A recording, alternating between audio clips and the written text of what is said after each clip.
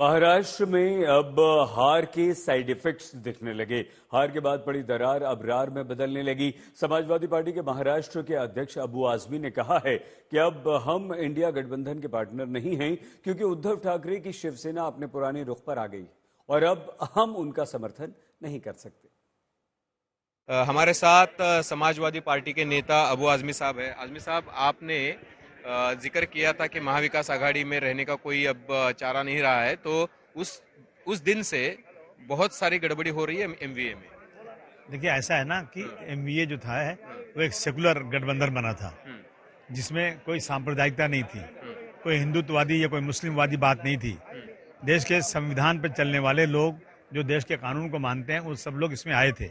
लेकिन अगर अब ये कहा जाएगा कि अब हम जो है हिंदुत्ववादी पर चलेंगे और जो है जिन लोगों ने बाबरी मस्जिद को डिमोलिश किया हम उनको बधाई देंगे, मैं समझता हूँ फिर ये जो है ना फिरका परस्त गठबंधन हो जाएगा। इसलिए हम उससे अलग हो गए। आदित्य ठाकरे का रिएक्शन आपने सुनी? वो तो बोले कि भाई कभी कभार ये लोग बी टीम करके काम करते हैं। ठीक है, उनको जो बोलना हो बोले। जब तक हम साथ थे तब तक ए टीम थे हम।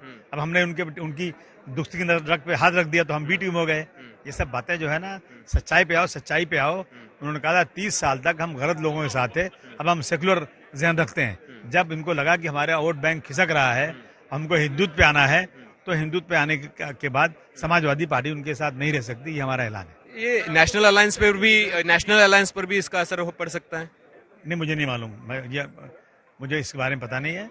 नेशनल अलायंस श्री अखिलेश जी देखेंगे, वो बनाएंगे जो बनाना होगा। कि आपके अखिलेश जी से कुछ बात हुई इस बारे में कि भाई महाराष्ट्र में तो इस तरीके से चल रहा है, ये तो नहीं चलेगा? हाँ, अखिलेश जी ने कहा कि अपना अकेले रहो और अपनी पार्टी बनाओ और इलेक्शन लड़ाओ। अच्छा, अखिलेश जी ने बोला है कि अकेले रहना है, इसके बाद एमवीए में नहीं रहना है? नहीं रहना, महाराष्ट्र में एमवीए में नहीं रहना है। अखिलेश जी की ये बात है? हाँ, अखिलेश जी ने कहा ना कि अभी ऐसा है कि सीटों को बंटवारा में पूछते नहीं आपको कभी मीटिंग में बुलाते नहीं, पार्लियामेंट इलेक्शन उसमें बुलाए नहीं, असेंबली इलेक्शन उसमें बात नहीं किए, तो फिर यहाँ पर एमवीए में रहने से कुछ फायदा नहीं है।